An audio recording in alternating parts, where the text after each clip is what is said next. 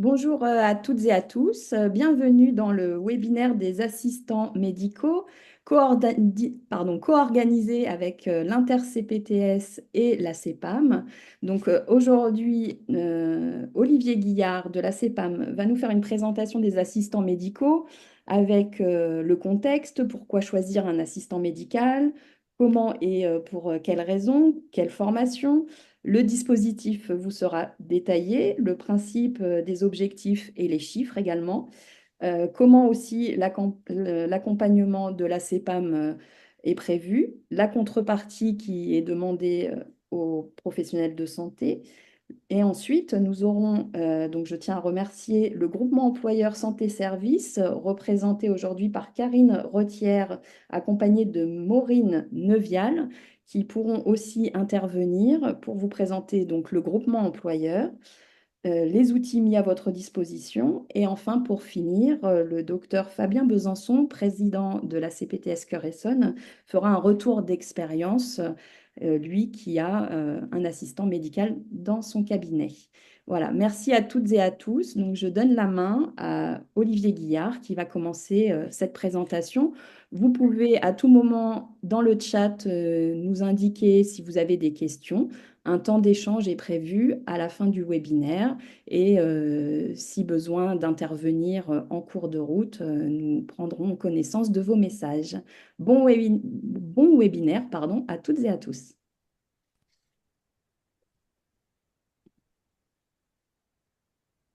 Olivier, votre micro est coupé. Bonjour à tous. Olivier Guillard, délégué de l'assurance maladie au sein du département de l'Essonne. Donc, je vais vous assurer la présentation du dispositif assistant médical avec les dispositions de la convention médicale 2024. Donc, dans un premier temps, les éléments contextuels avec la nécessité d'améliorer l'accès aux soins médicaux comme une grande priorité actuellement et face donc à la pénurie de médecins, cette nécessité de retrouver du temps médical en recentrant l'activité du médecin au cœur de son métier, le soin, euh, et également permettre aux médecins de prendre en charge plus de patients ou de maintenir la taille de la patientèle si celle-ci est déjà très importante sans augmenter son temps de travail. Donc le dispositif d'aide à l'emploi d'un assistant médical est une des solutions. Ça a montré son efficacité pour atteindre ces objectifs. Donc en 2023 avec le règlement arbitral, puis en 2024 avec la convention médicale, le dispositif a été simplifié et les conditions relatives à l'accès et au fonctionnement de ce dispositif ont été assouplies.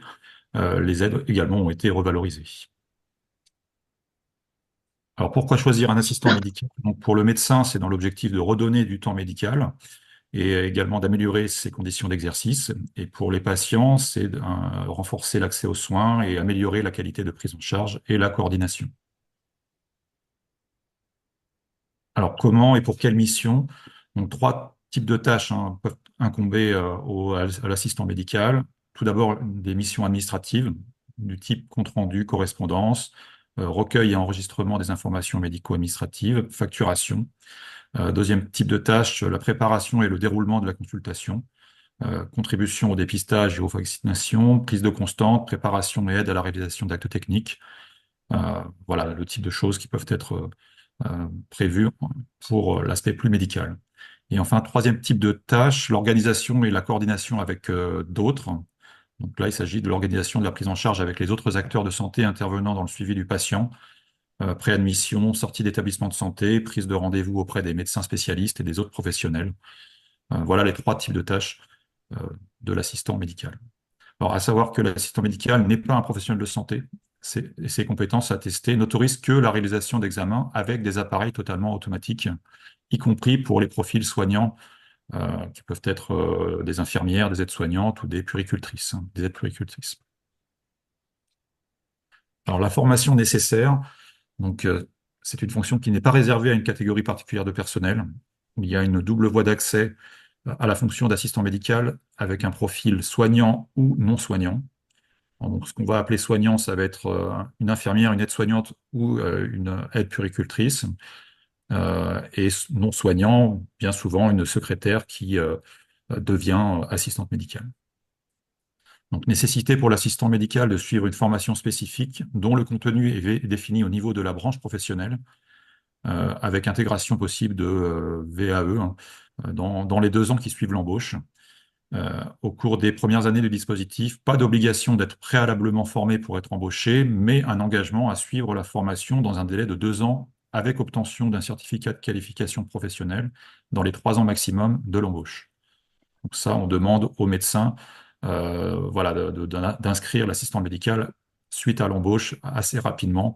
Maintenant, il y a beaucoup d'organismes de formation disponibles pour ces inscriptions.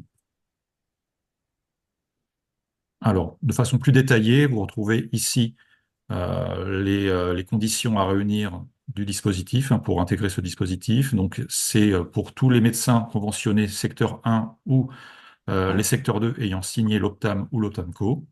Il faut avoir une patientèle minimale, que ce soit la patientèle médecin traitant enfant et adulte ou la file active. Donc là, on va être sur une notion de P30. Donc, il faut simplement dépasser un certain seuil pour pouvoir être éligible.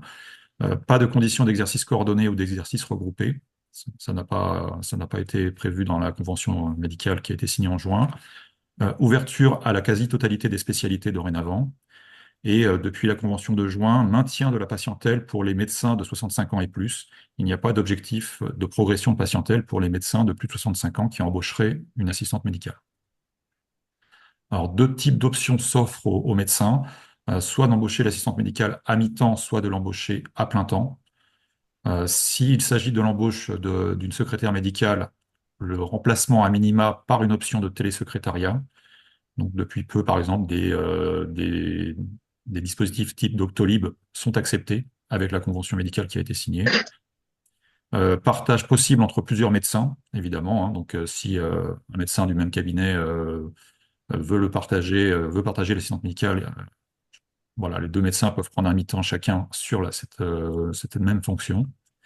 Et vous avez donc, pour chaque médecin, une aide pérenne annuelle hein, qui est versée. Donc, un contrat est signé avec chaque médecin et l'aide lui est versée directement. Donc, à savoir que suite à l'embauche d'une assistante médicale, le versement est fait dans le mois qui suit pour l'intégralité de la première année. Et après, c'est à date anniversaire. Enfin, les différentes options avec les montants, les versements qui sont prévus. Donc, en première année, pour un ETP, hein, un équivalent temps plein, le montant qui va être versé tout de suite, ce sera donc 38 000 euros. Et à date anniversaire, un an après, ce sera 28 000 euros, sachant que les 2 premières années, vous n'avez pas d'objectif à tenir. Les objectifs sont à tenir à compter de la 3e année, avec, à partir de la 3e année, un montant qui est de 22 000 euros pour une assistante médicale, un ETP. Donc, à savoir qu'il existe des majorations pour les médecins qui sont considérés en P90, P95, il y a une majoration à partir de la 3e année à 26 000 euros au lieu de 22 000. Et pour les médecins qui sont au-delà du P95, donc qui ont une très forte patientèle, eh bien, le montant de la première année à 38 000 euros est maintenu chaque année. Voilà pour l'explication plus détaillée. Concernant les objectifs, cette fois-ci, donc le principe, le voici, vous avez un objectif d'augmentation de la patientèle vu par le médecin ou de maintien, quelle que soit l'option. Pour les médecins généralistes, vous avez 2 objectifs, augmentation du nombre de patients médecins traitants et de la file active de patients. Donc, c'est le nombre de patients différents reçus dans l'année. Et pour les médecins spécialistes, augmentation de la file active de patients uniquement. Donc, c'est un objectif d'augmentation différent selon le niveau de patientèle de départ et l'option choisie. Toujours concernant les objectifs, la contrepartie de l'aide, donc, c'est de prendre en charge plus ou autant de patients. Et voyez les chiffres que vous avez ici. L'objectif d'augmentation dépend de votre patientèle initiale et de l'option choisie. Plus vous avez une patientèle importante, et moins vous aurez une augmentation importante attendue. Et vous avez même à partir de P95, vous pouvez le voir, un objectif de maintien uniquement de la file active. Et pour un ETP uniquement, vous avez une légère augmentation de la patientèle médecin traitant qui est prévue. Voilà. Les objectifs et l'accompagnement de l'assurance maladie. Donc le suivi des contreparties d'augmentation de patientèle avec 3 cas de figure possibles. Lorsqu'un seul des objectifs est atteint sans diminution de l'autre, eh bien le versement de l'aide est intégralement fait. Lorsqu'un seul des objectifs est atteint avec diminution de l'autre objectif, Dans ces cas-là, pas de prime d'aide à l'emploi à partir de la troisième année. Et lorsque les deux objectifs augmentent sans atteindre l'objectif, une proratisation sur l'objectif qui a le plus augmenté est faite. Voilà, trois cas de figure possibles. Donc là, on prend le cas des médecins généralistes, hein, PMT ou FA, là avec les deux objectifs pour les médecins généralistes. Euh, pour terminer, donc simplement une présentation des groupements d'employeurs. Donc ça, ce sera après développé par le groupement d'employeurs qui vous a été présenté au départ. Donc simplement pour vous expliquer qu'est-ce que c'est exactement. Si vous ne souhaitez pas recruter directement l'assistant médical, parce que j'ai beaucoup de médecins qui ne le désirent pas toujours, hein, être employeur, donc vous avez la possibilité de recourir à un groupement d'employeurs qui se chargera justement de cet aspect employeur. Cette formule est plus souple et vous dispense d'un certain nombre de démarches administratives et des contraintes de gestion de contrats de travail. Donc vous pouvez retrouver la liste des groupements d'employeurs qui travaillent sur l'Île-de-France, qui se sont fait connaître auprès de l'assurance maladie sur le site amélie.fr, le recrutement en pratique. Voilà. Donc, dernière chose, les outils mis à votre disposition. Donc là, je vais dérouler après une vidéo simplement de 3 minutes hein, de la Caisse nationale euh, et que j'ai pu présenter à beaucoup de médecins lors de mes visites. Et sinon, sachez que vous avez également la possibilité d'avoir la présentation d'un profil personnalisé par votre délégué de l'assurance maladie avec vos objectifs propres.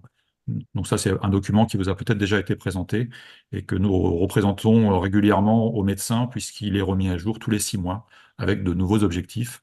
Euh, voilà, c'est un document qui est à remettre à jour et les contrats d'aide sont signés avec les chiffres les plus récents. Voilà, j'en ai terminé pour ce diaporama. Je vais simplement vous passer dans ce cas-là la, la vidéo de la Caisse nationale.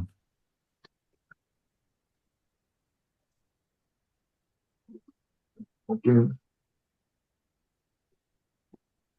Ouais. Non,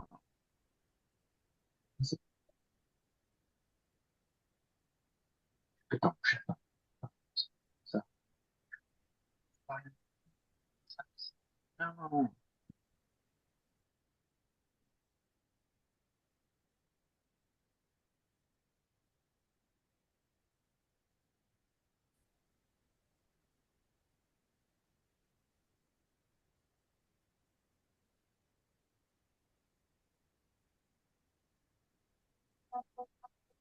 Dispositif assistant médical. Tout savoir en 3 minutes. Est-ce que vous l'entendez? Aide à l'emploi, bénéfices. De quoi parle-t-on? Oui, c'est bon, Olivier. Travailler avec un assistant médical permet d'améliorer l'accès aux soins des patients. Il permet au médecin de regagner du temps médical et de se recentrer sur son cœur de métier, le soin. Le médecin définit librement les missions confiées à son assistant médical dans le cadre du référentiel de compétences en fonction de ses besoins, de sa pratique et de son organisation. L'assistant médical peut prendre en charge 3 types de missions médico-administratives. Des missions de nature administrative, des missions en lien avec la préparation et le déroulement de la consultation, et des missions d'organisation et de coordination, notamment avec les autres acteurs de santé impliqués dans la prise en charge du patient. Le médecin qui emploie un assistant médical peut bénéficier d'une aide financière annuelle versée par l'assurance maladie. 2 options de financement peuvent être choisies Ça par le s'est mis en médecin: pause, Olivier. mi-temps ou temps complet d'assistant médical. L'aide financière est pérenne. L'aide à l'emploi d'un assistant médical est une des solutions pour répondre au problème de l'accès aux soins. En contrepartie de l'aide financière, le médecin a un objectif de maintien ou d'augmentation de sa patientèle. Pour chaque spécialité, cet objectif, en nombre de patients supplémentaires ou maintenus à prendre en charge, est calculé en fonction de l'option choisie et du nombre de patients dans sa patientèle de départ à la signature du contrat. À qui s'adresse l'aide financière? Pour bénéficier de l'aide, le médecin doit exercer en secteur 1 ou 2 adhérent à l'Optam-Optamco. La quasi-totalité des spécialités peut bénéficier de l'aide. Médecin généraliste, pédiatre, cardiologue, dermatologue, etc.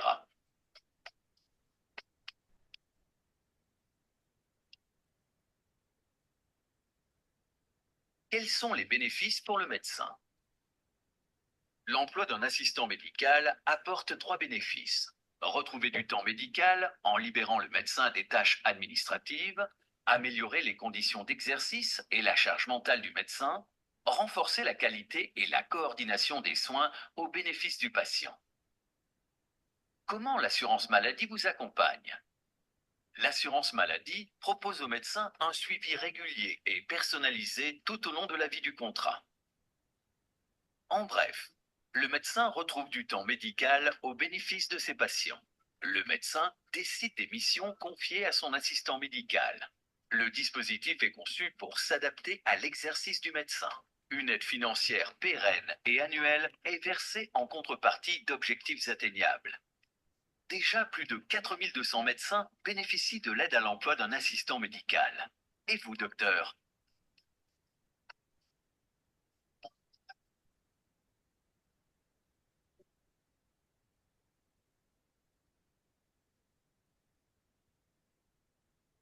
Voilà, donc je laisse la main au docteur Besançon. Merci Olivier pour la présentation et puis la petite vidéo à la fin qui refaisait la synthèse de ce qu'on avait dit. Alors, on a effectivement plusieurs questions qui sont arrivées. J'ai essayé de les regrouper par thématique. Il y en a deux qui touchent à la formation. Une première, qui est-ce qui finance la formation de l'assistant médical? Alors, c'est l'OPCO. Alors, il y a les médecins cotisent auprès de l'OPCO et ça assure normalement effectivement la gratuité de l'accès à la formation pour l'assistant médical. Alors, effectivement, moi, c'est ce qui s'était passé pour mon assistant médical, c'est l'OPCO EP auquel on cotise quand on a des salariés qui y avaient financé et alors qui finance la formation, mais qui compense la perte de salaire puisque pendant qu'ils sont en formation, ils ne sont pas dans les cabinets. Donc, en ce qui me concerne, j'avais eu une somme qui venait compenser le salaire versé sur les jours de formation et qui paye également les frais de déplacement, de restauration ou d'hébergement si, s'il y en a. Après, il y avait une autre question qui concernait, alors peut-être, je ne sais pas si vous pourriez y répondre, Olivier, mais quels sont les OPCO justement qui existent actuellement? Ah, ça, je pourrais pas rentrer dans le détail à ce niveau-là, non, effectivement. Je pourrais Et pas vous en sans- dire beaucoup plus. il y a une carte, excuse-moi, bonjour, il y a une carte sur tous les centres de formation. Nous, là, on pourrait vous la montrer, mais il existe une carte, je ne sais plus si c'est le site, sur le site de l'OPCO ou sur le site de la Convention des cabinets médicaux, qui reprend tous les centres de formation qui sont ouverts pour votre région, C'est sur le site de l'OPCO. sur le site de l'OPCO. Ouais, ouais. Voilà, il y a une carte, vous pouvez la Il y a une carte télécharger et tous nationale, les centres sont effectivement. libres. Sachant que c'est pas sectorisé, je le précise parce que moi, dans mon cas, je suis Sud-Île-de-France. Et pour mon assistante médicale, c'était plus simple de descendre à Orléans et de changer de région que de monter à Paris. Donc, elle avait fait la formation dans le 45, ce qui était à 45 minutes du cabinet. Oui, c'est Alors, c'est vrai souvent que lié, c'est soit le lieu de travail ou soit le lieu d'habitation du stagiaire, et en fonction de ça, le lieu de formation est désigné, nous effectivement. fournissons les organismes de l'Île-de-France, hein. Effectivement, on a un mémo effectivement que nous fournissons avec tous les organismes d'Île-de-France qui sont plutôt sur Paris intramuros. Le plus proche de l'Essonne, c'est Montrouge, je crois. Et sinon, le Loiret, effectivement, éventuellement. Ce n'est pas limité. Dominique, j'ai vu que tu avais levé la main. J'égrène mes questions, à moins que c'est un rapport Ouais, avec la ouais. formation. C'est un rapport avec l'OPCO, justement, parce Ah que bah vas-y alors. nous, on Vas-y. cotise les médecins à titre personnel, mais nos employés sont souvent employés par des SCM. Donc, c'est le cas chez nous, par exemple, hein. Donc, du coup, est-ce que ça marche quand même? Voilà. Bah, nous, on s'en remet aux organismes de formation, hein, au niveau de l'assurance maladie. C'est vraiment à voir avec eux directement. Ils ont un agrément assurance maladie. Après, eux vérifient déjà le diplôme, puisque la personne assistante médicale doit présenter un niveau baccalauréat ou alors une validation de ses acquis d'expérience. Mais voilà, après, c'est à vérifier avec l'organisme directement. Alors, moi, je sais que j'avais été très bien accompagné par l'organisme de formation. Ils avaient fait une grosse partie des démarches auprès de l'OPCO, justement. Ils m'avaient aidé à remplir toutes les paperasses, à faire les dossiers. Je crois même qu'ils les avaient fait eux-mêmes, qu'ils étaient en lien directement pour une partie des documents. Ça commence à dater, mais ils avaient géré pas mal de choses. Je sais pas, est-ce que le Santé Service, vous avez la réponse sur cette histoire de groupement de financement quand on est en SCM? On cotise à titre individuel, mais c'est la SCM qui emploie. Vous avez la Ouais, réponse? mais Il n'y a pas de blocage, hein. et pour moi, nous, on n'a jamais eu un blocage. Et en plus, même si c'est la SCM qui contractualise avec l'assurance maladie, l'objectif est bien sûr un médecin. Donc, je vois, il y a pas de frein. Et je vais même plus loin. Si un médecin passe par un groupement d'employeurs, parce que la question peut se poser, le groupement d'employeurs devient employeur. Donc, c'est notre OPCO Qui contribue. qui contribue à la formation. C'est pas Alors l'OPCO justement, de la ça faisait, SCM ou ça faisait du médecin. ça faisait pas partie des questions, mais j'allais la poser indirectement parce que, alors je vais embrayer là-dessus justement. Il y avait une question sur qui Ouais. touche l'aide en cas de passage par un groupement d'employeurs. Donc, bah, je pense que c'est vous qui peut toucher l'aide, le groupement Non, d'employeurs. Parce que non. Ah bon? Alors, il a été acté justement, ça avait été une expérimentation en Pays de la Loire, où un groupement d'employeurs était l'employeur principal de l'assistant médical, mais le médecin touchait la subvention liée à cette embauche. Et maintenant, c'est acté dans la convention, c'est écrit. C'est le médecin qui contractualise puisqu'il a des objectifs à atteindre, mais il n'empêche qu'il peut faire appel à un groupement d'employeurs pour porter le contrat de travail. Mais c'est bien le médecin qui touche la subvention, le D'accord. ou les médecins, hein, Mais qui par sont. contre, pour la partie formation, là, c'est l'OPCO qui gère. C'est l'OPCO, c'est le groupement d'employeurs Oui, qui gère et qui va oui, toucher l'aide pour la oui, formation, pour le coup. D'accord. voilà, exactement. OK. C'est- Et du coup, L'assurance justement, maladie pour la verse toujours dévolution. ça aux médecins. Nous versons toujours aux médecins et jamais à un organisme autre, effectivement. D'accord. Et du coup, sur la partie justement compensation, indemnisation pour la perte de salaire sur les jours où le salarié n'est pas présent, enfin l'assistant médical n'est pas présent, si on passe par un groupement d'employeurs, comment ça se passe? Eh bien, en fait, on a toujours, lorsque la formation est validée, l'organisme de formation génère un calendrier de Ouais, formation. ouais. Hein, avec en général c'est 2 jours par semaine, tout dépend des profils, mais c'est à peu près ça, 2 jours par semaine. Et donc, on est capable d'estimer le nombre de jours de formation. Et nous, quand on fait la demande de prise en charge auprès de l'OPCO, on fait, c'était 12 euros par Mhm. jour, on fait 12 euros fois le nombre, ce qui génère un montant, et nous, on le rétribue aux médecins qui utilisent l'assistant médical. Donc vous l'aurez attribué. OK. Oui, Tout est oui, distribué. Sur ce tout est principe. redistribué. OK. Dans les questions qu'on avait, il y en avait une. Alors, du coup, dans les modalités de contractualisation, si on a un nouvel installé, qu'on démarre son activité, est-ce qu'on peut avoir un assistant médical? Est-ce qu'on peut contractualiser, Olivier? Oui, tout à fait, oui. Avec un engagement d'atteindre la moyenne, le P50, hein, la moyenne de la spécialité D'accord. dans les 3 ans. Bah, très bien. Puisqu'on est dans les histoires de contractualisation, qu'est-ce qui se passe si on cesse son activité en cours de contrat? Ah, ça, évidemment, ça rompt le contrat. À tout moment, le contrat peut être rompu, hein. Il y a aucun souci avec ça. Il n'y a pas un engagement pour 5 ans. Bon, le contrat dure 5 ans. Je sais que pour vous-même, hein, par exemple, on a été au-delà des 5 ans maintenant. On est sur la 6e année maintenant. Ouais, c'est ça. Donc ça, 5 ans, c'est contractuel. Pour 5 ans, c'est le temps d'une convention. Ce n'est pas limité. Ça veut dire qu'il faut re-signer un nouveau contrat au-delà des 5 ans après. C'est juste une prolongation qui est à faire. Mais aucun Et donc, si souci on arrête pour cesser l'activité, le il peut contrat. s'arrêter avant. Et Oui, tout si à c'est fait. si c'est en cours d'année, au niveau de la subvention qui a été versée, ça se passe comment? Alors, si on a déjà avancé effectivement l'année, il y aura une proratisation qui va être faite et on va récupérer une partie des fonds qui ont été avancés. OK. On a là dans les médecins qui sont présents, il y en a un qui disait, nous on est en MSP avec 2 secrétaires. Est-ce qu'on Oui. peut les passer assistante médicale du coup? Oui, tout à fait. Oui, si elles veulent évoluer vers une fonction d'assistante médicale, elles le peuvent tout à fait. Si elles ont bien les diplômes, le niveau baccalauréat requis.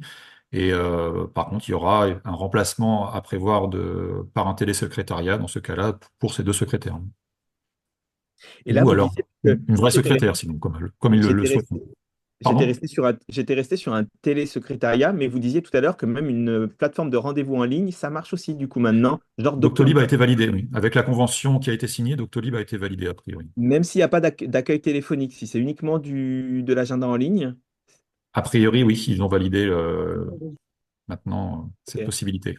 Et alors, quand on dit Doctolib, excusez-moi, je suppose que Maya, c'est pareil, c'est Oui, pas oui, oui. Mais spécifique nous à aussi, Doctolib, Type hein, ça. Doctolib, pardon. Type Dix Doctolib. rendez-vous, des choses comme ça, ça marche aussi. Donc. Oui, c'est un agenda en ligne, quoi. Ouais, c'est Des ça, rendez-vous oui. en ligne. Et si le OK. médecin utilise déjà Doctolib ou Maya au quotidien et qui a une assistante médicale, Il faudra qu'il amplifie le contrat qu'il a avec Doctolib pour ok. remplacer l'activité de la secrétaire qui est devenue assistante médicale. Oui. Ok. Je regarde, oui, on a alors une question, je ne sais pas si Olivier, vous êtes dans les petits papiers, dans les petits secrets de la caisse à ce sujet-là, mais est-ce qu'il y a une révision qui est possible à la hausse en cas d'inflation très importante?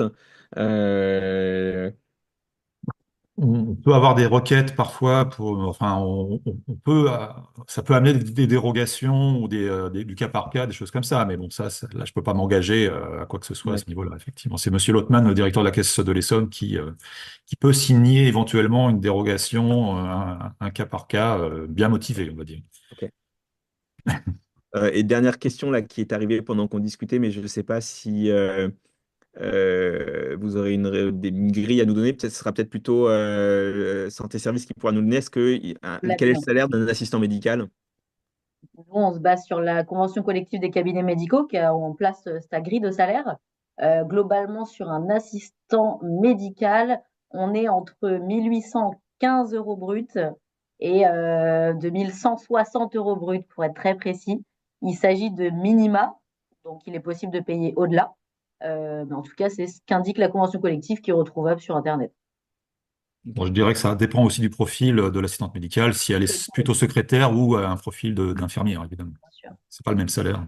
Et de son niveau d'ancienneté sur son Tout à dernier fait. emploi, bien sûr. Puis on avait une autre question, mais je pense qu'on y a déjà répondu. Peut-on transformer un poste de secrétaire déjà embauché en assistant médical s'il remplit déjà les trois missions? Donc je Oui. pense que la question est oui. La réponse est oui. Oui. Ok. Ok, bah, alors, je crois que j'ai fait le tour des questions qui sont arrivées là, que j'avais regroupées. Donc, bah, on passe la main peut-être au groupement d'employeurs pour nous présenter un peu les services que peuvent proposer un groupement d'employeurs. Alors, quand on avait préparé ce webinaire, moi j'avais demandé effectivement à ce qu'un groupement d'employeurs puisse intervenir parce que quand je discute avec des copains médecins, ceux qui ne sont pas encore passés aux assistants médicaux mais qui sont potentiellement intéressés, le frein, c'est la partie gestion RH. Et je me dis qu'effectivement, le groupement d'employeurs peut être une solution. Donc, c'est pour ça que je voulais que vous puissiez intervenir. On ne fait pas intervenir de groupement d'employeurs d'habitude. Et je m'étais dit que ça pourrait être une plus-value pour aujourd'hui. Donc, je vous passe la parole. Bonjour à tous, donc on est intervenu plus ou moins dans l'échange. Donc nous sommes du groupement employeur santé service. Donc moi je suis Karine Retière, je suis DAF au niveau du groupement et je suis accompagnée par Maureen Neuvial qui est en charge de la région Île-de-France. Donc on a essayé de vous faire passer une toute petite présentation qu'on va essayer de faire le plus court possible et puis bien sûr ensuite on est disponible pour répondre à toutes vos questions. Donc je partage mon écran. Voilà, vous le voyez tous bien? Super. OK. Donc, on va vous refaire juste un peu l'histoire de ce groupement d'employeurs, nos services. On va aussi vous expliquer la Alors, différence entre un… c'est amputé, je pense, parce que vous devez avoir des éléments qui ne sont pas partagés sur votre écran. Du coup, on a des cubes gris qui viennent Ah, amputés. C'est pas les fenêtres Zoom ou un truc comme ça qui. c'est bizarre ça, parce que Alors, d'habitude, peut-être qu'il n'y a que moi qui avait ça, mais Non, c'est. là, c'est comment? Alors, Ah oui, non, ça il le y en fait a un en bas toujours. à gauche. faudrait un partage en pleine page, en fait. Ouais, attends, je te le Ouais, fais. on y va. Hop, hop, et ensuite, tac. Non, c'est toujours pas le cas. Est-ce que là, c'est mieux? Est-ce que c'est pas les fenêtres Zoom, justement? Oui, totalement. Normalement, si du coup vous les fermez, alors c'est peut-être Et moins c'est pratique pour vous, mais après, fenêtre. vous aurez peut-être pas d'éléments sur cette partie-là de l'écran, mais c'est un peu dommage. Là, vous voyez mieux là? Ouais, c'est mieux. Ok, C'est bon. On va excusez-moi. faire comme ça. Donc, on vous fera une petite différence entre un groupement d'employeurs, un cabinet comptable et une boîte d'intérim. Euh, notre axe de travail aujourd'hui sur les assistants médicaux et le groupement d'employeurs santé-service et les modalités d'adhésion au groupement d'employeurs. Donc, juste pour vous refaire la petite histoire, le groupement employeurs santé-service a été créé en Pays de la Loire à l'origine et à l'initiative de l'Union régionale des médecins libéraux des Pays de la Loire. Il a été créé au départ pour l'exercice coordonné et puis rapidement avec la naissance du métier de l'assistant médical, on a souhaité rendre service aux médecins qui souhaitaient se décharger de cette partie gestion RH. Et donc, nous, on a exclusivement comme domaine d'activité la santé, mais plus particulièrement les professionnels de santé libéraux. exclusivement. On ne fait pas le salariat de personnel, par exemple, pour l'hôpital. Il y a un an, vous voyez, le 9 novembre 2023, on a souhaité, à la demande des autres unions, des autres régions, rendre ce groupement d'employeurs interrégional. Donc aujourd'hui, en date d'aujourd'hui, il y a 9 régions partenaires via les unions de médecins. Donc on travaille avec Auvergne-Rhône-Alpes, Bretagne, Corse, Grand Est, vous bien sûr, Île-de-France, Hauts-de-France, Normandie, Nouvelle-Aquitaine et Pays de la Loire, le lieu historique. Et les quelques dernières régions, c'est parce qu'ils ont aussi, via les unions de médecins, créé leur propre groupement. Là, depuis 3 ans, on vous le met, nous, on s'est vraiment saisi du poste d'assistant médical et on s'est tout de suite rapproché de tous les acteurs qui sont autour de ce métier-là, c'est-à-dire bien sûr l'assurance maladie, pour bien comprendre comment la subvention était accordée aux médecins. On s'est rapproché de l'OPCO pour bien comprendre comment la formation était prise en charge. Et on s'est rapproché des organismes de formation, parce qu'ils ont de l'importance, parce que c'est l'organisme de formation qui définit le nombre d'heures que devra suivre l'assistant lors de son cursus, et en fonction de ses diplômes à l'origine, et en fonction de son expérience, et en fonction de son profil, puisqu'on peut partir soit sur un profil soignant, soit sur un profil non soignant. À ce titre-là, je rajoute juste pour la formation sur les profils soignants, on en parlait tout à l'heure de la formation. Aujourd'hui, sur les profils soignants, il est possible de faire la formation en distanciel. C'est un petit point de détail, mais parfois, ça peut faciliter ce temps de formation qui peut être loin du domicile ou loin du cabinet. Donc, le groupement employeur, comme on l'a expliqué, le but, c'est vraiment de décharger un maximum de l'aspect administratif des médecins. On vous explique dans cette slide un peu plus l'offre concrètement que nous proposons. Il y a donc une équipe qui est spécialisée en ressources humaines, que ce soit pour le côté recrutement ou pour le côté gestion administrative, gestion RH, gestion de personnel des cabinets médicaux. Ce qu'on fait, c'est qu'on garantit la gestion sociale, fiche de paie, coffre-fort numérique pour les bulletins de salaire, la mutuelle et la prévoyance. La mutualisation qui est possible pour un salarié, notamment les assistants médicaux. Si vous contractualisez pour un mi-temps, vous pouvez très bien trouver plus facilement une assistante médicale qui acceptera un temps plein. Et dans ce cas-là, vous divisez avec un confrère en 2 mi-temps, tout simplement. Notre équipe spécialisée en ressources humaines s'adapte à tous les besoins, si c'est un besoin en CDD, en CDI, un mi-temps ou un temps plein selon vos besoins. On accompagne vraiment tous nos salariés dans toutes les périodes clés de son contrat, que ce soit au début pour la période d'essai, tout au long du contrat lors des entretiens annuels que nous prévoyons également. Tout ce qui est besoin en formation, on prend le besoin, on trouve le centre de formation adapté et on fait toutes les démarches derrière d'inscription, mais également pour tout ce qui est salaire, revalorisation salariale. Pour finir, le groupement employeur santé-service a un coût de service qui est maîtrisé, ce qui vous permet d'avoir une vue un peu plus annuelle dans une démarche toujours associative et non commerciale. On a décidé de comparer notre service avec un cabinet comptable, une agence d'intérim, parce que c'est ce qui revenait le plus lors de nos échanges avec les professionnels de santé libéraux. Pour remettre dans le contexte, le cabinet comptable, déjà, c'est une société à but lucratif, tout comme l'agence d'intérim. Nous, pour rappel, on est vraiment une association loi 1901, donc à but non lucratif. Le cabinet comptable ne se charge pas du recrutement lorsque vous en avez besoin. L'agence d'intérim, quant à elle, vous fait le recrutement. Le recrutement en intérim, ça va être beaucoup plus sur de la courte durée, du remplacement, mais pas souvent sur des CDI ou sur des projections à long terme. Le groupement employeur, on favorise toujours des CDI, des CDD long terme du moins, et le choix dépendra toujours de l'adhérent, donc du professionnel de santé. C'est lui qui décidera qui est choisi, c'est lui qui a le salarié au quotidien de toute façon sur sa structure. La gestion administrative pour les cabinets comptables, on a souvent une facturation qui se fait à l'acte selon les demandes et les besoins du salarié et du client professionnel de santé. L'agence d'intérim prend en charge la plupart des gestions administratives et le groupement employeur également. Vu qu'il est employeur, il a effectivement toutes ses obligations à garder. Contrairement, c'est ça, au cabinet comptable, qui quand même, la responsabilité reste au médecin qui est lui employeur comparé au groupement employeur. J'ai fait le tour sur ce petit comparatif. Et on en vient au rôle de l'assistant médical. Nous, on vient prendre avec le professionnel de santé son besoin au niveau notamment des missions. On vient voir ce que l'assistant médical peut faire et ne peut pas faire, en quoi il peut être utile. Grâce à ce besoin qu'on vient identifier, on choisit le profil qui est le plus adapté.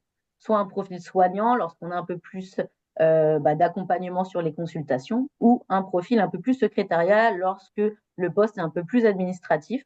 On vient également identifier les différents temps de formation. Le groupement employeur, comme on l'a dit précédemment, il vient en aide sur le recrutement, mais également sur la gestion administrative. On peut tout à fait imaginer qu'une secrétaire en poste actuellement peut voir son contrat se transférer au sein du groupement employeur, et ainsi on prend toutes les démarches de transformation de contrat en assistant médical. Par la suite, on voit l'organisation de la formation selon le centre de formation le plus proche, le plus adapté au profil. Comme Karine l'a expliqué, on a des profils soignants, notamment aides-soignants, qui peuvent faire leur formation en distanciel sur un volume d'heures de 112 heures, ce qui représente environ 3 à 4 mois maximum de formation, donc ce qui est plutôt avantageux. On a également les autres profils qui ne sont pas forcément diplômés dans le médical, qui ont la formation complète de 279 heures, qui revient à peu près à une année complète de formation. Le groupement employeur, il vient signer la convention de formation et s'occupe par la suite, que ce soit avec le centre de formation ou l'OPCO, de toutes les démarches d'inscription, les démarches de financement, et qui vient ensuite vous reverser tout ça à la fin de la formation. Et par la suite, toute la gestion administrative du contrat de travail, la rédaction et la transmission du contrat, la souscription à la mutuelle et la prévoyance, mais également tous les services de santé au travail. Alors voilà, et on va terminer par comment adhérer au groupement d'employeurs, c'est-à-dire si demain vous souhaitez nous solliciter.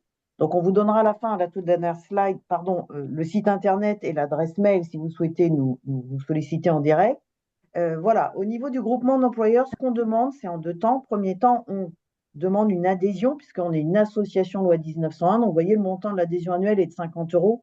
C'est une adhésion de forme, mais ça vous donne aussi le pouvoir de pouvoir participer aux assemblées générales et donc vous participez aux décisions stratégiques du groupement d'employeurs. Vous êtes pleinement associé à notre travail du quotidien.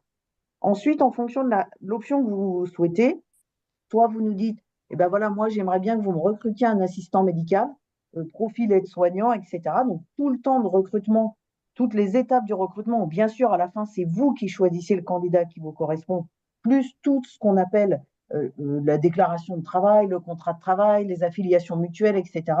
Là on est sur un forfait unique à 500 € pour cette formule-là. Et puis il y avoir la deuxième formule où vous nous dites, eh bien, moi, j'ai une secrétaire, je veux passer en assistante. Donc, pour la partie assistante, maintenant, vous vous occupez de tout. Là, on est sur un forfait à 250 €. Si vous avez un profil que vous connaissez peut-être dans votre entourage médical.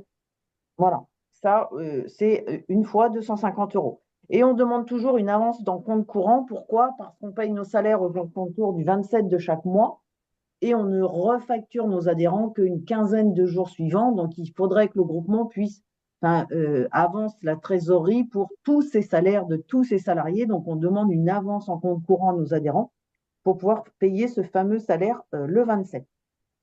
Et ensuite, la refacturation se fait chaque mois. Donc, on vous refacture au réel le coût global du salaire, ça veut dire le salaire brut plus les charges patronales. Et on y applique, et c'est là que le groupement d'employeurs applique un forfait de gestion. Pour les assistants médicaux, il est de 150 € par mois, fixe, il ne bouge pas. Après, on vous refacture les notes de frais au réel et toute somme qui pourrait être engagée par le salarié. Et à l'inverse, on vous rétribue tout ce qu'on touche de l'OPCO concernant ce qu'on disait tout à l'heure, la compensation financière pour le temps de travail de la salariée, les 12 € là, par temps de formation. Tout ça, c'est rétrocédé à notre adhérent. On ne garde pas ces sommes-là. C'est bien pour vous puisque c'est vous qui n'avez pas le salarié pendant son temps de formation. Et bien sûr, on le disait tout à l'heure au niveau de la mutualisation, si 2 médecins se partagent un mi-temps un assistant médical, pour nous, il n'y a qu'un salarié. Donc, les coûts que j'ai évoqués ci-dessus sont du coup divisés par 2 salariés s'il y a 2 utilisateurs d'un assistant médical. C'est par salarié, ce n'est pas par adhérent, sauf la cotisation annuelle. si je peux me permettre, mais elle est de 50 euros. Et voilà, donc au niveau du groupement employeur santé-service, il suffit de taper sur Google groupement employeur santé-service. Vous voyez là, on vous a mis la première page du site. Vous avez en haut à droite une petite enveloppe si vous voulez juste faire une demande de contact pour qu'on vous recontacte à titre personnel. Ou vous pouvez sinon faire une demande de recrutement ou en tout cas de sollicitation de groupement en cliquant sur le petit rectangle pardon, vert. Et pour créer un compte, parce qu'on demande de créer un compte quand on utilise toute la base documentaire, il suffit de rentrer par son RPPS. Vous tapez votre RPPS, nom, prénom, et normalement, on vous a tout de suite identifié. Et sinon, vous avez une adresse mail dédiée pour la région Île-de-France qui est rh.île-de-France, IDF, ge-santéservice.org. Mais sinon, n'hésitez pas à utiliser le site internet en cliquant sur la petite enveloppe. Vous nous faites une demande de contact. En général, sauf le week-end, on vous répond dans les 12 heures maximum. Vraiment, on essaye d'être très réactif. On sait quand vous avez besoin d'une information, il est important de pouvoir être disponible. Donc voilà pour notre présentation qu'on a essayé de vous faire le plus court possible. Il y a visiblement quelques questions. Dans la catégorie d'assistants qui n'étaient pas soignants avant, est-il possible d'embaucher une personne qui n'était pas du tout dans le médical avant, qui faisait totalement autre chose? Les profils qui n'ont pas de diplôme dans le médical, c'est possible lorsqu'ils ont, si je dis pas de bêtises, au minimum un bac. Oui, c'est le minimum à avoir, un bac, pour avoir la formation, tout simplement. C'est ce qu'on a expliqué tout à l'heure. La formation va être juste beaucoup plus longue avec 279 heures, donc à peu près une année de formation à compter au total. Mais c'est possible. C'est le centre de formation qui valide, hein. C'est-à-dire c'est ni le groupement d'employeurs ni l'assurance maladie qui valide le nombre d'heures de formation. C'est bien le centre de formation où la salariée crée un compte, elle doit envoyer son CV, ses diplômes, etc. Et là, le centre de formation vous donne le nombre d'heures. C'est personne d'autre que le centre de formation qui décide. Et souvent, il prévoit un entretien qui se fait souvent en vidéo avec les salariés pour justement établir un peu leur motivation sur la formation et ainsi clôturer leur inscription. On avait une question sur nos coordonnées qui, du coup, ont été données en dernière page. Si besoin, on peut les redonner. N'hésitez pas à poser d'autres questions si vous en avez. Oui, allez-y, hein, même à l'oral, hein, vous prenez. L'idée, c'est de pouvoir y répondre là maintenant. Secrétaire médical, ça fait partie des profils qui sont non soignants. Globalement, les profils soignants, leur formation est plus courte parce qu'ils vont avoir que les modules secrétariat à faire, qui peuvent donc se faire en distanciel. Sur les profils qui sont non soignants, ils ont justement tous ces modules d'appui à la consultation à réaliser qui, dans ce cas-là, ne peuvent pas se faire en distanciel et donc nécessitent une présence au centre de formation. Donc, secrétaire médical, on était sur à peu près 6 à 7 mois de formation, 2 jours par semaine. Pour revenir en arrière un petit peu, Fabien, excuse-moi, sur une remarque qu'a fait Monsieur Guillard. Bonjour, Monsieur Guillard. On avait beaucoup travaillé ensemble à l'époque du médecin référent. Je ne sais pas si vous vous rappelez. Bonjour. Merci, bonjour. Oui, docteur Dreux. Ah oui, tout à fait, non, oui. mais c'était la question, c'est vous m'avez interpellé tout à l'heure quand vous m'avez dit s'ils ont déjà un processus de rendez-vous en ligne, il va falloir l'augmenter. Alors c'est un peu inquiétant parce que effectivement, nous on a, enfin moi je parle pour mes associés, parce que c'est surtout eux qui vont prendre peut-être des assistants. Et effectivement, cet été, ils se sont mis cet été sur un système de rendez-vous en ligne pour alléger un peu les tâches, quoi. Donc, du coup, ça veut dire qu'il va falloir le dénoncer, le réouvrir, ou il y a des tolérances, ou comment ça se passe, quoi. Nous, on va regarder dans les 6 mois qui précédaient la signature de l'embauche de l'assistant médical, si vous aviez une secrétaire D'accord. médicale ou un dispositif C'est les 6 existant. mois. C'est les 6 mois qui comptent. C'est les 6 mois qui comptent normalement Ok, en général. ok. Mais c'est important de le savoir parce que voilà, il y a des gens qui ont déjà anticipé peut-être. Ok, merci. La réponse me satisfait. Voilà. Est-ce qu'il y a d'autres questions?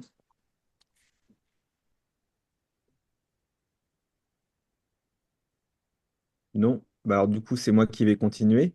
Alors je vous ai préparé ça fait un peu le listing à l'après-vert, hein, mais de comment ça se passe moi au quotidien avec mon assistante. J'ai listé un petit peu ces tâches. J'essaie de les regrouper par fonction parce que Effectivement, ça s'est fait. Alors, souvent, moi, la question qu'on me pose, mais un assistant médical, on lui fait faire quoi? Mais en fait, ça dépend beaucoup du médecin, ça dépend comment on fonctionne, ça dépend aussi des locaux qu'on a à sa disposition. Donc, ça dépend un peu de tout ça. Et puis après, c'est vrai que pour le coup, moi, j'étais un des tout premiers signataires de contrat, donc on ne savait pas très bien à l'époque concrètement ce qu'on allait pouvoir faire. On n'avait pas les retours d'expérience des autres. Mais en tout cas, voilà, moi, après 6 ans, voilà un petit peu ce que je lui fais faire. Alors, je vous partage mon écran. Hop. Donc j'espère que vous voyez bien mon écran. C'est bon, vous le voyez mon écran là? Ouais, parfait. Alors du coup, j'ai listé un peu les fonctions. Alors il y a toute une partie de ces tâches qui concernent l'accueil et la relation avec les patients. Je les détaille un petit peu après, hein. Après, il y a l'assistance médicale pendant la consultation, le support aux professionnels, donc moi en l'occurrence, mais c'est vrai qu'elle vient aussi aider un peu mes associés, même si c'est moi qui suis le signataire du contrat, qui suis son employeur. Et puis après, il y a toute la gestion administrative et logistique du cabinet. C'est un peu les 4 grands postes hein, de tâches de ce qu'elle effectue. Alors, il faut savoir qu'en termes organisationnels, elle a son bureau, son ordinateur, sa CPE nominative, ce qui lui permet d'avoir accès à toutes les fonctionnalités connectées à MediPro que moi j'ai. Donc, les déclarations de médecins traitants, les arrêts de travail, les protocoles de soins électroniques, les bons de transport, tout ça, elle peut les faire aussi. Et puis, bah voilà.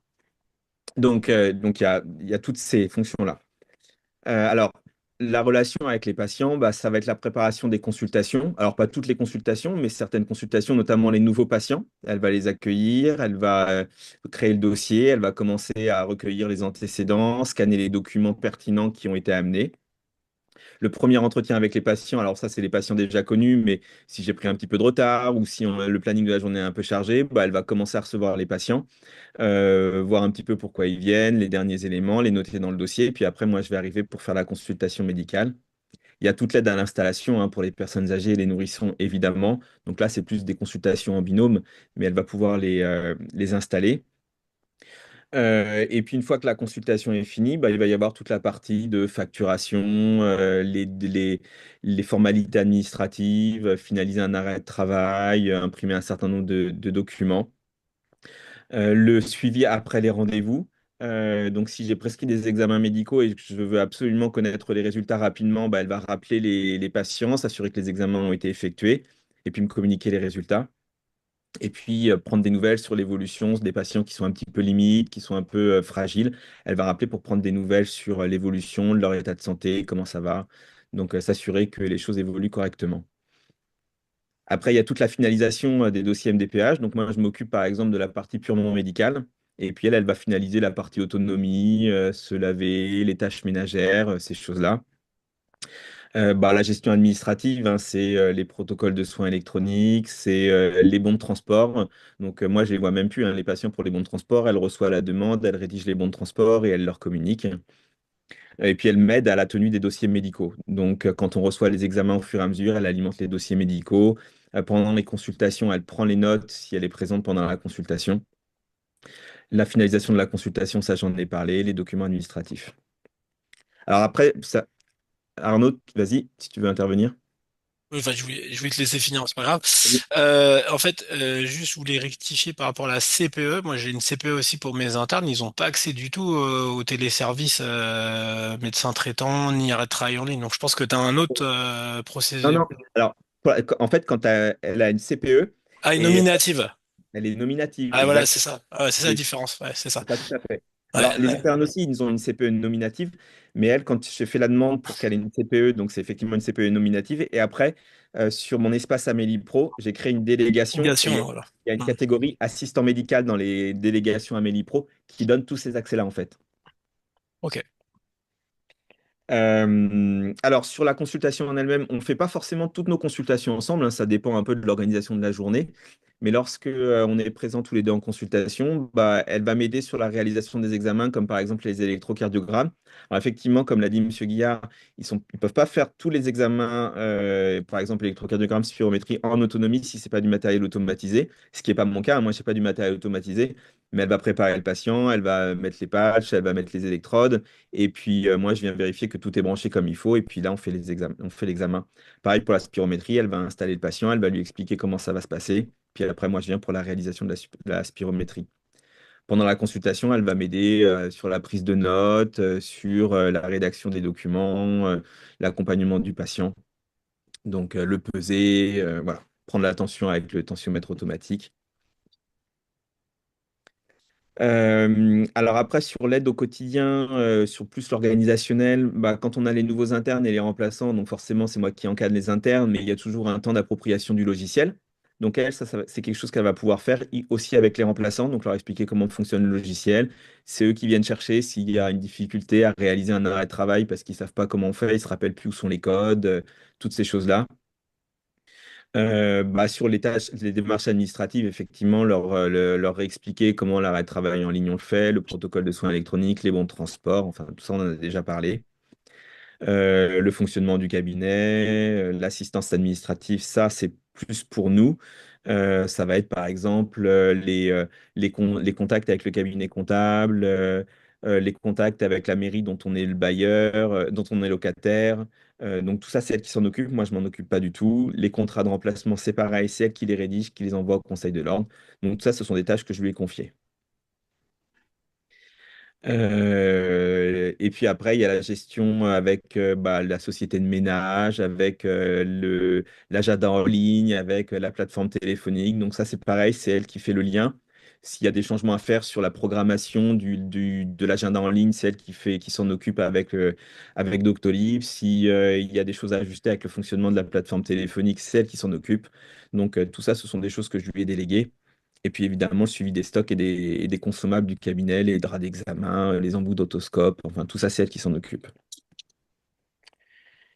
Les plannings, alors c'est pas elle qui prend les rendez-vous, hein, on a une plateforme téléphonique en ligne, mais s'il y a déjà des ajustements à faire pour la présence des uns et des autres, un interne qui peut pas être là un jour ou moi qui ai des rendez-vous à déplacer, bah, c'est elle qui va s'en occuper.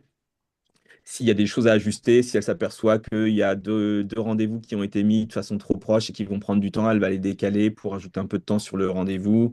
Elle va basculer un patient sur le planning du collègue. Tout ça, c'est elle qui a l'œil sur les plannings. Moi, je m'en occupe pas du tout. Et c'est elle aussi qui a qui gère les demandes de patients, les messages que laisse la plateforme téléphonique pour les patients. C'est elle qui en prend connaissance et qui s'occupe d'y répondre ou de nous les renvoyer si c'est des choses qui nécessitent notre intervention. Puis après, il y a toute la gestion des documents, des courriers, des examens médicaux qu'elle reçoit et qu'elle archive. Voilà un petit peu ce que moi, je lui fais faire au quotidien dans mon cabinet.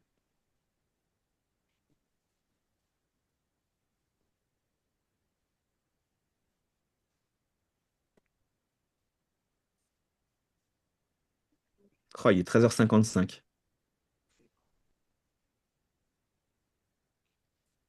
Est-ce que vous avez quelques dernières questions? Oui, excusez-moi, moi j'ai une question, docteur Joly. Oui. Je reviens sur un sujet qui a déjà été abordé plusieurs fois, mais il faut juste clarifier les choses. Enfin, nous, on a une des secrétaires sur place, plus Doctolib avec prise en ligne, et enfin depuis plusieurs années. Et concernant l'éventuelle transformation d'un contrat de secrétaire en assistante médicale, avec Doctolib en plus, voilà, je voulais clarifier pour savoir si c'était faisable ou pas, parce que tout à l'heure on a parlé de 6 mois, j'ai pas très bien compris. Ah, il faut simplement compenser l'emploi de la secrétaire qui devient assistante médicale. Après, la question des 6 mois, c'est simplement qu'effectivement, on va regarder au moment de l'embauche, dans les 6 mois qui précédaient, si la secrétaire était en poste. Si ça remonte à plus de 6 mois, eh bien, on ne va pas exiger le remplacement de l'emploi de la secrétaire puisque cela excède 6 mois. Simplement ça. D'accord, donc en pratique, enfin, pour notre cas, on peut potentiellement enfin, faire une modification de contrat avec la Tout à fait. formation évidemment, qui va avec, en ayant Doctolib en plus, c'est ça, hein? Voilà. Alors, si vous avez déjà Doctolib plus une secrétaire, il faut compenser effectivement, peut-être prendre un contrat supérieur avec Doctolib qui compensera l'activité de la secrétaire qui disparaît. D'accord, bah, d'augmenter le contrat avec Doctolib, je ne sais pas quelle est la possibilité, parce que enfin, un contrat, c'est pris en ligne. Enfin, j'ai l'impression que oui, Après, enfin, c'est pas tout ça, enfin, c'est pas hyper clair. Enfin, hyper clair. Bon, parce que augmenter le contrat avec Doctolib, je ne sais pas si c'est faisable, mais ce serait oui, à discuter avec votre délégué de l'assurance maladie dans ce ouais, cas-là, d'accord. mais voir dans le détail ce qui pourrait être fait, mais c'est très largement assoupli dorénavant. D'accord, ok, très bien, merci. Arnaud, tu as une question?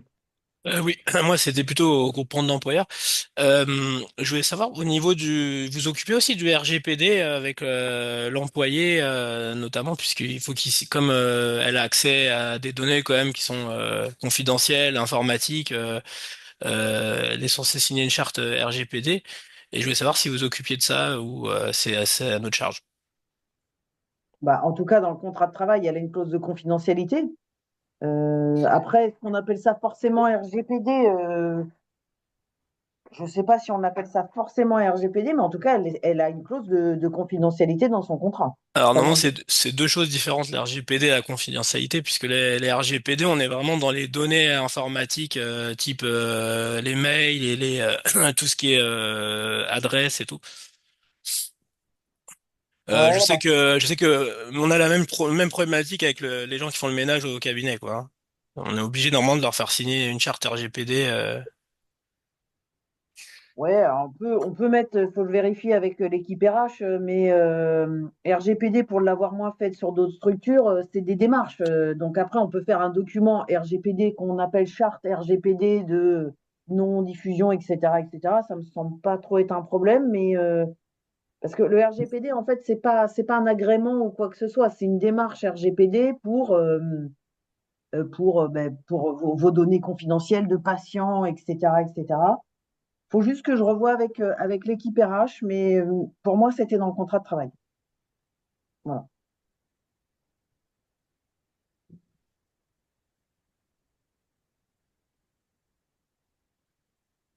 Il y avait Tu une vois une question qui est question? arrivée entre-temps de Laurence qui nous demande si une secrétaire en CDD peut être embauchée en tant qu'assistante médicale.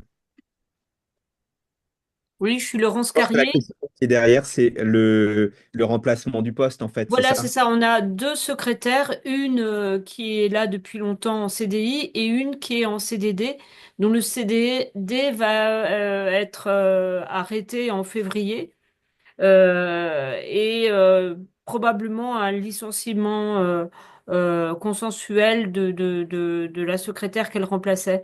Peut-on la remplacer directement enfin l'embaucher en assistant médical? On voudrait la garder. Ouais, et toujours cette question du remplacement de son emploi, si ça fait moins de 6 mois qu'elle a été licenciée ou qu'elle a quitté son poste, effectivement. Y compris si c'était sur un CDD, du coup.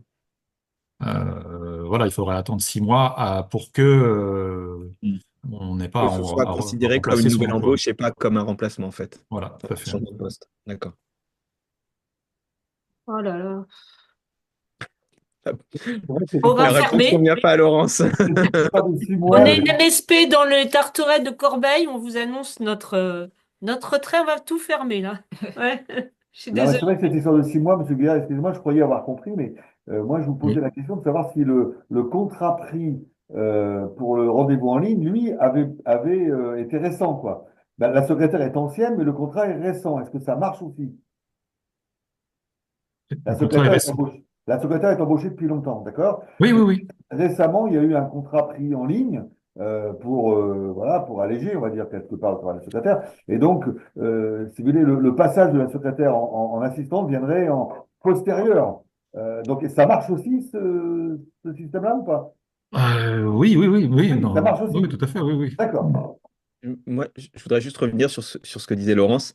Enfin, moi, le conseil que j'ai quand même envie de donner, c'est d'envoyer un courrier un peu circonstancié à la caisse pour expliquer la situation et demander éventuellement peut-être une dérogation ou Ouais. parce que, enfin, la situation, elle est quand même manifestement un peu particulière.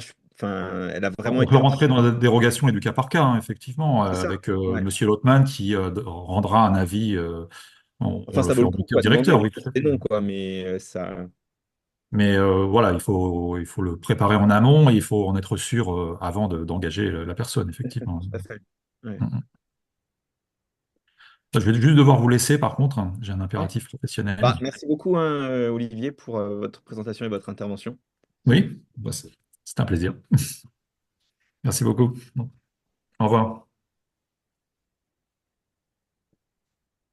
Monsieur Guillard avait une réunion juste derrière qui était à 14 heures. Donc, est-ce que, avant qu'on se quitte, vous avez d'autres questions les uns et les autres?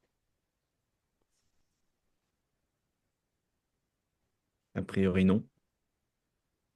Ben, moi, je vous remercie tous. Merci à Santé, au groupement d'employeurs Santé Service d'être intervenu.